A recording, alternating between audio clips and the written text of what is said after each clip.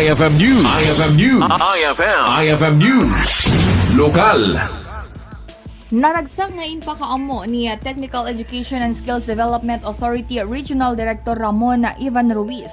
Nagun oda iti 80 at may sa aporsyento may papan iti placement rate iti beneg ti national kan international. Second kan Ruiz, dagiti beneficiaryo ti Tesda kat manamnama amay deploy abroad para iti trabaho dagitoy. Inbaganet get na nga iti importansya ti TechVoc program iti Technical Education and Skills Development Authority gaputa kaaduan na kumpanya kat kasapulan dati skilled worker dito man lokal wenno abroad.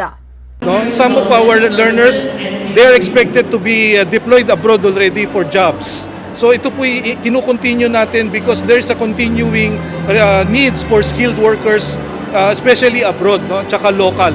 Kaya ito ang highlight nito to tell the public that the TechVoc track is an avenue to earn a job and also to have that livelihood program, no? In patalgad ni Ruiz dagiti programa ti Tesda kat mangipapaay iti panggadana kalpasan iti training kasapay iti pagsapulan wenno livelihood. May palagip abalagi nga nagturpos dagiti nasurok sa nga ribo a beneficiaryo ti Tesda diti probinsya iti agduduma a kwalifikasyon wenno kurso. Para iti IFM News, Idol Bernadette Toledo, Tatak, IFM. IFM News. IFM News. IFM News. Lokal.